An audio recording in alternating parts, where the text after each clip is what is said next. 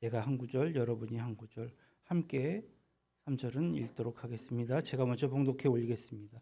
보라, 아버지께서 어떠한 사랑을 우리에게 베푸사 하나님의 자녀라 일컬음을 받게 하셨는가.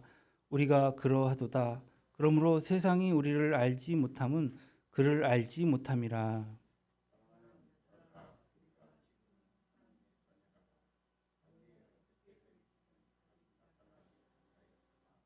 그가 나타나시면 우리가 그와 같을 줄을 아는 것은 그의 참모습 그대로 볼 것이기 때문이니. 같이 주를 향하여 이 소망을 가진 자마다 그의 깨끗하심과 같이 자기를 깨끗하게 하느니라.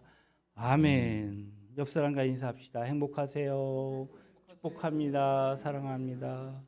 할렐루야. 우리 비대면 서인봉 권사님, 최민환 집사님, 또 우리 서보석 형제, 금보경 자매, 우리 주복희 집사님 주님의 이름으로 환영합니다. 감사합니다.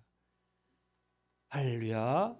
봄 기운이 가득한 주일 아침인 것 같습니다. 아직도 조금 쌀쌀하긴 합니다. 격변하는 세상에 사건 사고도 참 많은 것 같습니다. 울진에서 발화한 거센 이 바람을 타고 이제 강원도까지 번진 동해안 큰 산불이 하루속히 빨리 진화됐으면 좋겠습니다. 재난으로 인하여 뜻하지 않게 집을 잃고 또 여러 가지 힘들어하시는 분들에게 하나님의 위로가 있으시기를 기도합니다. 우리 함께 기도합시다. 우크라이나를 침범한 이 푸틴의 러시아 군은 원자력 발전소를 공격하여서 서구 유럽을 잔뜩 긴장시키고 있습니다. 푸틴은 즉시 그만 전쟁을 멈추고 자국의 군대를 철수시키기를 주님의 이름으로 명합니다. 이제 이번 주면 선거가 마무리되는 것 같아요. 새 대통령을 선출하는 나라의 아주 큰 행사가 이제 마무리가 되어지고 있습니다. 모두 동참하시고요. 어느 분이 이 어려운 시절에 지도자가 될지 참 저도 궁금하기는 합니다. 어제 그제 미리 사전 투표도 하신 분들도 있지만 당일에도 한 사람도 빠짐없지 말고 모두 이 소중한 한 표에 국민의 권리를 행사하셨으면 좋겠습니다. 예수를 믿는 가정이라면 정말 별로 고민이 없겠지만 예수를 믿지 않는 가정에 항상 고민이 있는 것은 특히 장남들에 있어서 제사를 앞두고 심각한 고민을 하시는 분들이 있거든요. 우리는 돌아가신 이 양가 부모님들을 믿는 자들은 추도 예배로 기념을 하는데 믿지 않는 이제 우리 큰처남 같은 경우는 아마도 그 기를 음력으로 제사를 드리더라고요. 그러고는 이제 전화 한 통 없다고 아주 섭섭해하시고 또 비난한다는 소리를 듣기는 했습니다. 저희는 추도 예배를 양력으로 미리 드렸는데 말이죠. 돌아가신 부모님을 잊고 섬기지 않는 자녀가 어디 있겠습니까? 우리 집사람의 스승이신 전도사님께서 그런 말을 하셨더라고요. 살아계셔서 잘해야지 죽어서 그렇게 하면 무슨 소용이냐? 맞습니다. 살아계실 때 우리가 잘 섬겨야 되겠죠. 모두가 핏줄에 관한 고민이고 그런 이야기입니다. 여러분, 하나님이 우리를 어떻게 사랑하십니까? 하나님과 우리 관계는 어떤 것일까요? 이 모든 것은 바로 핏줄의 관계로 이해하셔야 합니다. 오늘 본문의 말씀을 보니까 보라, 아버지께서 어떠한 사랑을 우리에게 베푸사 하나님의 자녀라 일컬음을 받게 하셨는가. 보라라는 말은 볼지어다와 이 동의어로 명령문을 겸한 감탄사입니다. 다시 말하면 하나님 아버지께서 우리를 사랑하시는데 그 사랑의 종류가 어떤가를 깊이 생각해 볼 때에 야, 이것이야말로 엄청난 정말 대단한 일이구나 하며 감탄과 충격을 금할 수 없을 때에 보라 하고 이렇게 외친 것이죠. 마치 세례 요한이 예수님을 보았을 때에 보라 세상 죄를 지고 가는 하나님의 어린 양이로다라고 말한 것처럼 말이죠. 이런 것과는 달라요. 어떤 막 미모의 아름다운 여인이 지나갈 때 야 보라 이쁘다 이런 얘기가 아닙니다. 아주 깊은 충격과 감탄을 내포하는 얘기입니다. 세상 살아가면서 여러 가지 감동을 느끼지만 사랑 또 용서 같은 이런 그 아름다운 용어, 그 용서의 감동보다 더 깊은 감동이 또 어디 있겠습니까? 오늘 우리 시대의 특징은 아마도 무감동인 것 같아요. 사람들이 전부 감동을 잃어버린 시대에 살고 있기 때문입니다. 그러니까 뭐 TV를 보고 슬픈 그 테마가 나올 때 눈물 짓는 거 그런 건 말고요. 어떻게 보면 메마른 사막처럼 바닥에 드러난 우물처럼 우리는 눈물이 이미 다 말라버린 사람들이 아닌가 싶습니다. 아무리 큰 사건이 나도 울 눈물이 없거든요.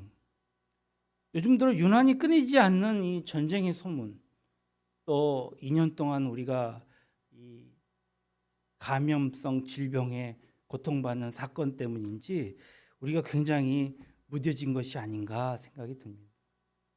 며칠 전 그런 뉴스를 봤어요. 119에 전화가 왔더랍니다. 아이가 숨을 쉬지 않는다는 거예요. 그래서 이제 긴급 출동한 그 소방서들이 가서 보니까 아이가 인사불성 상태여서 응급실에 옮겼는데 안타깝게도 아이가 죽은 거예요. 그런데 이 정상화의 몸무게의 절반이었다는 거예요. 사망의 그 사인은 아사가 뭔지 아시죠? 굶어 죽었다는 말이거든요. 그 아이의 부모는 분명히 있었어요. 이혼녀와 그 의붓 아버지. 그런데 구타 흔적은 없고 뭡니까? 굶어서 죽은 거예요. 한마디로. 그 사건이 있기 며칠 전에 생후 3개월짜리가 온몸에 타박상 흔적을 보이고 죽은 사건도 뉴스에서 보도했지 않습니까? 마치 세상에 죽음의 영이 찾아온 것 같습니다. 지금도 별로 죽지 않는 것 같지만 오미크론으로 인해서 하루에 뭐 100명이 죽었다는 둥 200명이 죽었다는 둥 하지 않습니까? 사람이 죽는 것, 사람을 죽이는 것을 예사로 받아들이는 것입니다. 전쟁으로 하루에도 수백 명이 사망하고 있죠. 너무나 사람을 쉽게 죽이고 그에 대한 죄책감을 느끼지 않습니다. 이런 시대에 우리가 살고 있어요. 받을 사랑도 없고 줄 사랑도 없는 것 같아요. 나만 잘 살면 되는 것 같아요. 어떤 의미에서는 자포자기한 듯도 합니다. 그러나 여러분 잊지 마십시오. 하나님은 결코 우리를 포기하지 아니하십니다. 하나님은 우리를 일방적으로 사랑하시고 무조건적으로 사랑하십니다. 실로 엄청난 하나님의 짝사랑이십니다. 이 사랑은 2000년 동안 우리를 기다려 오신 사랑입니다. 지칠 줄 모르는, 한 번도 변하거나 후회하지 않는 사랑을 지금까지 이어오고 계시는 것입니다. 비록 이 사랑을 받지 못한 사람이라 할지라도 하나님은 포기하지 아니하시고 계속 사랑하시며 우리가 이 사랑을 깨닫기를 기다리고 계십니다. 리암 니슨이라는 영화 배우 있잖아요. 신들러 리스트의 그 신들러 역을 맡은 배우입니다. 그 사람이 벌써 70세가 되었다고 합니다. 그런데 아직도 액션 배우예요. 영화에서 많이 보지 않습니까? 저는 이 사람의 영화 중에 테이큰이라는 영화를 참 좋아합니다. 유럽 여행은 아주 위험해서 여행을 반대하는 아버지의 경고를 무시하고 파리로 여행을 떠난 딸이 임신 매매단에게 납치되었습니다. 이제 48시간 안에 찾지 못하면 영영 찾지 못할 가능성이 99%예요. 미국에 있는 아버지는 파리로 날아갑니다. 그래서 직접 자기가 매춘의 서굴로 뛰어들어가서 아이를 유인한 놈, 인신매매한 무리들, 또 아이를 판매한 판매상, 또 아이를 산 그 아랍놈까지 싹 제거하고 여러 가지 위협곡절 가운데 사랑하는 딸을 무사히 구출한다는 그런 내용입니다. 오늘 제가 하나님의 사랑을 준비하면서 이 딸을 구하기 위해서 온몸을 내던진 이 영화의 주인공 같은, 정말 테이큰에 나오는 이 리암 니슨 같은 그 하나님의 그 모습을 생각하기에 이르렀습니다. 구약에는 호세아라는 선지자가 나옵니다. 이 사람은 아주 깊은 사랑이 있는 사람이었나? 호세아는 아주 음란한 아내를 취해서 음란한 자식을 낳으라는 하나님의 명령을 받고 고멜이라고 하는 한 여자를 데려왔습니다. 고멜은 음란한 이스라엘을 상징했습니다. 엄청나게 추잡한 여인이라 할지라도 버리지 않는 이 호세아의 처지, 그 처지를 빗대어 곧 하나님의 사랑을 비유했습니다. 이 하나님의 입장이 바로 이런 입장이 아니었나 생각합니다. 다시 말하면 음란하고 버림받을 수밖에 없는 우리를 그럼에도 불구하고 포기하지 아니하시고 사랑하시는 것이 바로 하나님의 사랑이라는 것입니다. 예뻐서 사랑하거나 잘나서 사랑한 것이 결코 아니라는 것입니다. 하나님은 다만 우리를 사랑하기로 결정하셨습니다. 그리고 자기 아들을 십자가에 희생시키시면서까지 그 사랑을 완성하셨습니다. 이것이 하나님의 사랑입니다. 이 사랑을 멀리서 볼 때에는 무감각했지만 이 사랑 앞에 한 걸음 한 걸음 다가갈수록 우리는 충격을 받게 됩니다. 왜냐하면 우리는 본질상 진노의 자녀였거든요. 하나님은 우리에게 어떠한 사랑을 주셨습니까? 하나님의 자녀라 일컫는 사랑을 주셨습니다. 이는 우리가 본래 하나님의 자녀가 아니었다라는 말이겠죠. 우리는 하나님의 자녀이기는커녕 하나님과 원수의 관계에 있었던 사람들입니다. 우리 요한복음 8장 44절을 한번 보겠습니다. 너희는 너희 아비 마귀에게서 났으니 너희 아비의 욕심대로 너희도 행하고자 하였느니라. 그는 처음부터 살인한 자요 진리가 그 속에 없으므로 진리에 서지 못하고 거짓을 말할 때마다 제 것으로 말하나니 이는 그가 거짓말장이요 거짓의 아비가 되었습니다. 우리 아버지는 누구라고요? 하나님이 아니라 마귀였다는 거예요. 그렇기 때문에 우리 안에 자세히 살펴보면 정말 마귀처럼 욕심이 많고요. 마귀처럼 살인성도 있고요. 마귀의 거짓이 우리의 입술을 떠나지 않는 것을 발견하게 됩니다. 그렇습니다. 우리의 아비는 어쩌면 마귀입니다. 하나님이 아니에요. 에베소서 2장 1절의 말씀처럼 우리는 허물과 죄로 이미 죽은 사람들이요 세상의 풍조를 쫓아 살아왔고 공중의 권세 잡은 자를 따라다닌 것 아니겠습니까? 우리는 본질상 다른 이들과 같이 진노의 자녀였지 하나님의 자녀가 아니었다는 사실을 분명히 해야 할 것입니다. 자기의 내면을 정직한 눈으로 한번 보게 될 것 같으면 무엇이 우리 안에 있던가요?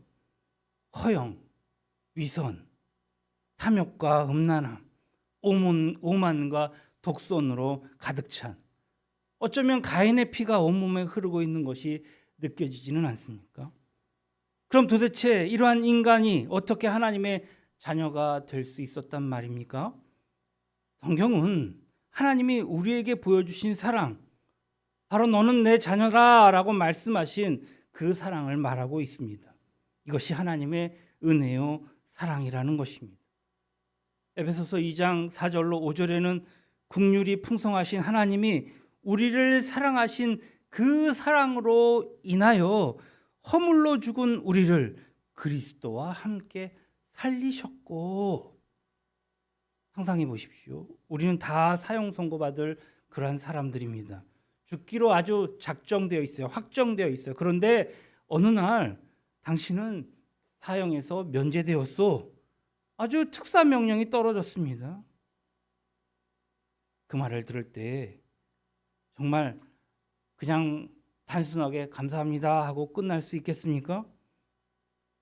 우리가 방금 불렀던 찬송 304장을 보면 레만이라고 하는 사람이 쓴 시가 가사가 되었습니다. 그 크신 하나님의 사랑.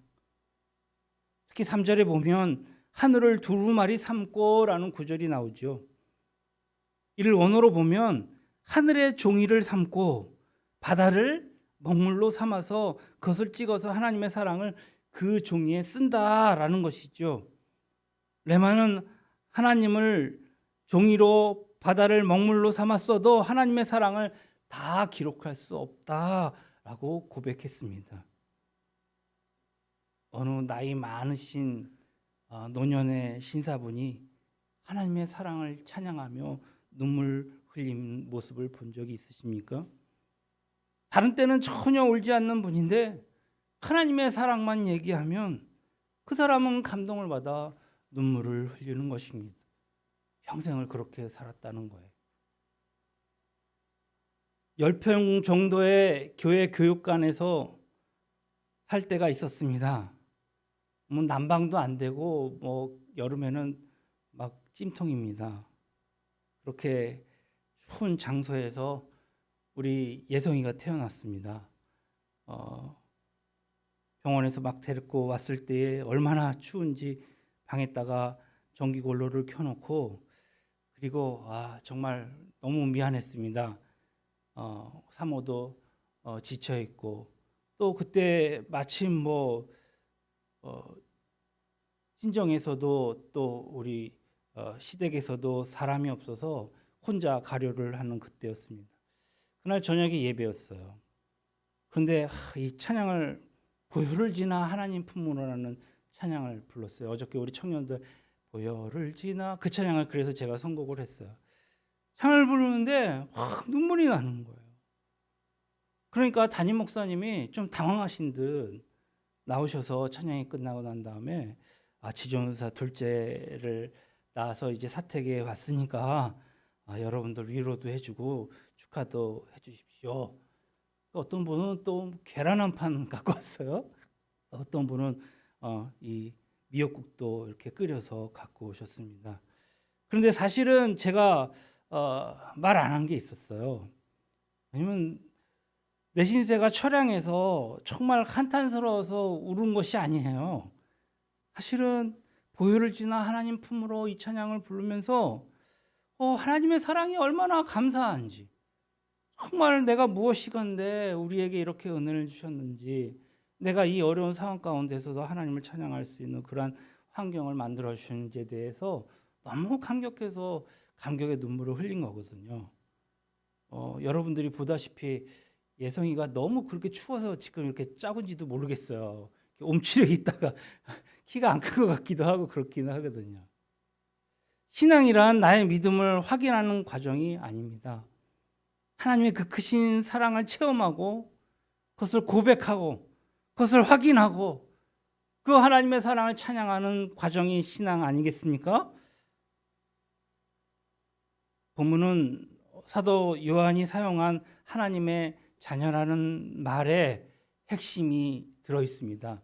이 하나님의 자녀라고 하는 말은 바울이 사용한 것과 좀 차이가 있습니다. 바울은 어떻게 사용했냐면 휘오스라는 말을 썼어요. 사랑이라는 말을 할 때. 근데 오늘 사도 요한은 테크나라는 단어를 사용했어요. 이게 어떤 차이냐면 사도 바울이 사용한 휘오스는 법적인 관계에서의 아들을 뜻하거든요. 믿음으로 양자가 되어서 유업을 받은 상속자를 가리키는 개념이에요. 사도 바울이 한 얘기는요. 반면에 오늘 사도 요한이 쓴 이 테크나는요, 그런 개념보다는 우리가 중생함으로써 하나님의 자녀가 된 정말 핏줄이 연결된 아주 깊고 오묘한 부모와 자식 간의 관계를 표현하고 있거든요. 바로 이것이 하나님께서 우리를 단순히 양자로 삼아주신 것, 즉 법적인 관계를 넘어서서 정말 피와 핏줄을 통하여서 예수의 피를 쏟아 부어 주신, 정말 가인의 피를 제거하고 예수의 피로 새 사람을 만드시며 하나님의 자녀를 만들어 주신 그 사랑이라고 성경은 말하고 있는 것입니다. 요한복음 1장 12절에 영접하는 자 곧 그 이름을 믿는 자에게는 하나님의 자녀가 되는 권세를 주셨으니, 단순한 말이 아닙니다. 법적으로 호족상으로 입적시킨 그냥 단순한 자녀의 관계가 아니라 하나님의 생명을 그 핏줄 속에 집어넣어서, 예수의 피를 집어넣어서 자녀 관계가, 부모와 자녀 관계가 되었음을 의미하고 있는 것이거든요. 예수 믿기 전에는 하나님의 자녀가 아닌 마귀의 자녀였습니다. 그러나 이제 예수를 영접함으로써 하나님의 자녀가 된 것이에요. 우리는 법적인 그러한 자녀가 되었을 뿐만 아니라 예수의 생명의 피가 우리의 몸과 영혼에 흐르는 본질적으로 주님의 자식이 된 것입니다. 우리의 신분과 전체성을 하나님이 바꾸어 주신 것이에요. 혹시 나는 예수를 아직도 믿는데 확신이 들지 않습니까? 우리의 신분과 정체성이 바뀐 것에 대해서 날마다 의심하고 있습니까? 내가 몸은 교회에 나와 있지만 아직도, 혹은 TV를 보고 있지만, 컴퓨터나 핸드폰을 통해서 예배를 드리고 있지만 아직도 마음속에는 예수 믿기를 주저하고 있는 사람은 없습니까? 하나님이 우리에게 베풀어 주신 사랑은 자녀되는 축복인 것입니다. 하나님의 자녀라고 담대히 선언하시기를 바랍니다. 어떤 사람은 세례를 받고 예수를 믿어 하나님의 자녀가 되었다고 고백하면서도 내심으로 자기는 하나님의 자녀답지 못하다고 생각하며 갈등을 느끼곤 합니다. 현재 내 모습을 보니까 하나님의 자녀라고 말하기는 참 민망하다고 생각할 수도 있습니다. 그러나 여러분, 개인적인 느낌은요, 진리와는 관계가 없습니다. 사실이 진리여야 하는 것이죠.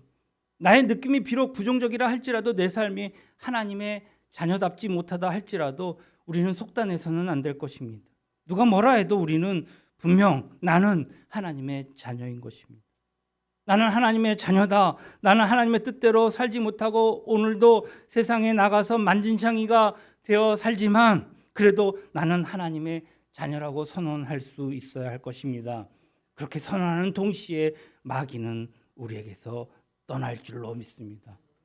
세상 사람들이 우리더러 하나님의 자녀가 아니라고 비웃고 조롱할지 모르겠습니다. 그래도 우리는 변함없이 하나님의 자녀거든요. 오늘 본문 말씀 3장 1절 하반절에 세상이 우리를 알지 못함은이라고 얘기합니다. 세상은 우리가 하나님의 자녀임을 알지 못해요. 자기와 똑같다고 생각합니다. 똑같은 사람인 줄 알고 착각합니다. 그 이유는 그들이 예수 그리스도를 모르기 때문이에요. 그래서 자기나 나나 다 똑같은 줄 알아요. 그러나 우리 안에는 분명히 그의 생명이 있는 것입니다. 하나님의 그 부활의 생명이 우리의 피 속에 흐르고 있음을 확인하고 믿으시기를 바랍니다. 나는 우리 가정이 예수 믿지 않아서 이 제사를 드리는데 그래도 하나님의 자녀입니다. 어쩌다 나는 예배를 한번 못 드렸는데 그래도 우리는 하나님의 자녀입니다. 이것을 선언하십시오. 이것이 주님이 우리에게 보여주신 말씀입니다. 어떤 사람은 이렇게 말할 것입니다. 저 사람은 예수 닮은 구석이 하나도 없어. 저 사람에겐 예수의 냄새가 나질 않아. 예수의 냄새가 아니라 오히려 마귀의 냄새가 나는 것 같아. 왜냐하면 마귀가 하는 짓만 골라가면서 하거든. 그래도 나는 하나님의 자녀인 것입니다. 앞으로 예수를 닮아갈 것이거든요.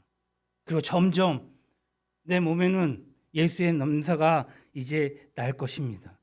그러기 위해서는 예수님을 닮아가기 위해서 끊임없이 나는 노력해야 되지 않겠습니까?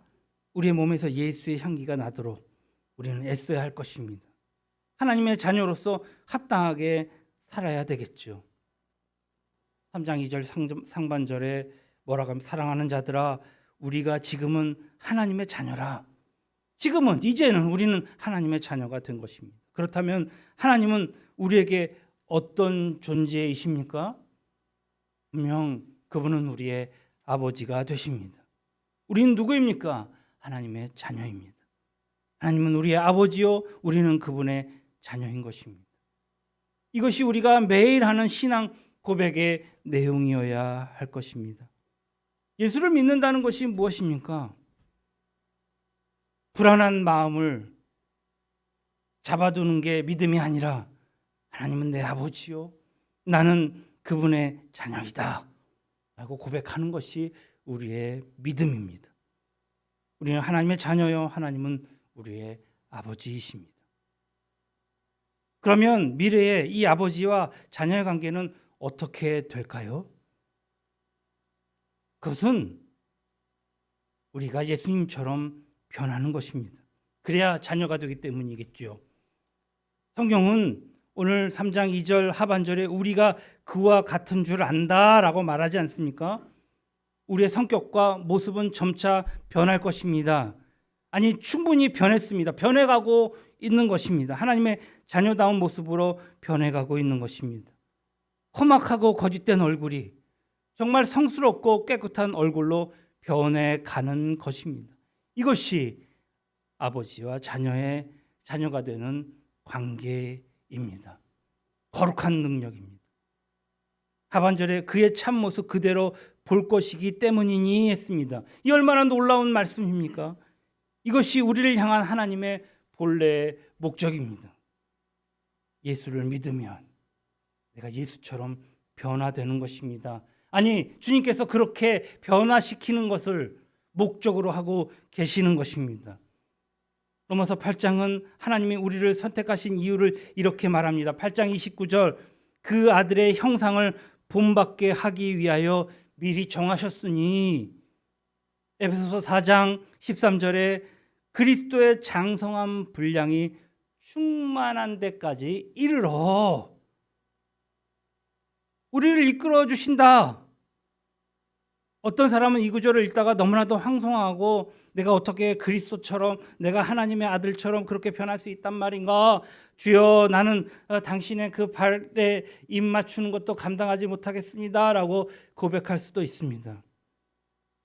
우리는 미래의 참 모습, 주님의 모습 그대로 본받게 돼야 될 것입니다. 이것이 모든 신령한 그리스도인들의 소망이어야 합니다. 요한복음 3장 2절로 3절을 같이 보겠습니다. 사랑하는 자들아, 우리가 지금은 하나님의 자녀라. 장래에 어떻게 될지 아직 나타나지 아니하였으나 그가 나타나시면 우리가 그와 같은 줄 아는 것은 그의 참 모습 그대로 볼 것이기 때문이니, 그를 향하여 이 소망을 가진 자마다 그의 깨끗하심과 같이 자기를 깨끗하게 하느니라. 할렐루야. 진정한 소망이 무엇입니까? 진정한 소망이란 바로 주님처럼 변하는 것이며 예수님을 보는 것을 의미합니다. 이런 참 소망을 가진 자는 어떻게 살아야 합니까? 예수님이 깨끗하심과 같이 자신을 깨끗하게 한다고 말씀하고 있습니다. 하나님이 우리에게 원하시는 것은 성결입니다. 전쟁에서 이기는 비결은 무기가 아니라 성결인 것입니다. 하나님은 깨끗한 교회를 원하십니다. 하나님은 깨끗한 사람을 원하십니다. 깨끗한 집사, 깨끗한 권사, 깨끗한 청년, 깨끗한 장로, 깨끗한 목사를 원하십니다. 오늘날 세상은 너무나도 더러워졌습니다. 그러나 여러분 명심하십시오. 순결이 능력입니다. 거룩이 능력인 것입니다. 왜 우리에게 능력이 없을까요? 순결이 없기 때문입니다. 거룩함이 없기 때문입니다. 하나님은요, 모세를 부르셨습니다. 그런데 그에게 가까이 오지 말라 했습니다. 이유가 무엇이었습니까? 그 발에 신이 있었기 때문입니다. 그래서 내 발에 신을 벗으라 하지 않았습니까? 여리고성을 점령하기 바로 직전에 하나님의 군대 대장이 나타났습니다. 여호수아가 바로 무릎을 꿇었습니다. 그리고 내가 무엇을 해야 합니까? 그 군대 장관에게 물어봤습니다. 그때 여호와의 군대 대장이 내 발에 신을 벗으라 하지 않았습니까? 거룩을 얘기합니다. 아이성을 공격했습니다. 그런데 이스라엘 백성이 실패하고 말았습니다. 아이성을 공격하기는커녕 그들이 무참히 패배하고 말았습니다. 그 안에 거룩이 없기 때문이라고 주님이 책망하셨습니다. 하나님은 그들에게 죄악을 먼저 제거하라고 말씀하십니다. 하나님이 지금 우리에게 원하시는 것이 무엇일까요? 그것은 거룩함입니다. 성결입니다. 성교와 구제, 그것은 그 다음 이야기입니다. 그런데 여러분 아십니까? 거룩한 사람이 성교할 수 있습니다. 깨끗한 사람이 구제하는 것입니다. 아무나 돈이 있다고 막 구제합니까? 돈 있는 사람은 구제 못합니다. 구제할 때 어떤 휴머니즘을 실천하는 게 구제입니까? 아닙니다. 거룩한 자, 성결한 자가 구제하며 선교하는 것입니다. 과부의 동전 한 입이 구제하고 선교하는 것입니다. 오늘날 교회는 똑같이 물질주의에 빠져 있습니다. 세상의 가치관에 휩쓸려 버렸습니다. 그러면서도 교회가 성공한 줄 착각합니다. 교회가 커지고 헌금이 늘어나고 똑똑한 사람이 많아지고 사회의 지도층이 인사들이 모이면 그 교회가 성공한 교회입니까? 하지만 하나님의 눈은 어떤 것을 보고 계실까요? 부자이든 가난한 자이든 지식이 많든 하나님 앞에 순수하고 깨끗한 자들이 모인 것이 진정한 교회요, 그러한 교회가 능력을 일으키는 줄로 믿습니다. 우리 모두 영적으로 깨끗하기를 바랍니다. 우상을 섬기면 안 됩니다. 도덕적으로 깨끗함을 유지해야 합니다. 어떤 어려움이 있어도 하나님 외에 다른 신을 섬겨서는 안 되는 것입니다. 마음으로 죄를 짓지 마십시오. 용한 점쟁이를 찾아가지 마십시오. 장난으로라도 점치지 마십시오. 무삭신앙으로 나를 더럽혀서는 안 됩니다. 신천지에 넘어가서는 안 됩니다. 하나님이 원하시지 않는 관계가 있다면 그것은 끊는 것이 맞습니다. 순결한 생활이 진리입니다. 사랑해서는 안 될 사람들이랑은 미리 다 제거해야 합니다. 미적지근한 관계가 있는 것 다 끊으십시오. 우리의 몸은 하나님의 성전입니다. 그러니 더욱더 우리의 몸을 소중히 여기고 깨끗하고 거룩하게 다스려야 할 줄로 믿습니다. 말씀을 맺겠습니다. 사랑하는 성도 여러분, 하나님의 성전을 어떻게 창기에게 갖다 주냐고 말했습니다. 몸을 깨끗하게 해야 합니다. 거룩하게 해야 합니다. 이것이 주님을 닮아가는 비결인 줄로 믿습니다. 이것이 우리가 영광스러운 주님을 볼 수 있는 비결인 것을 믿으시기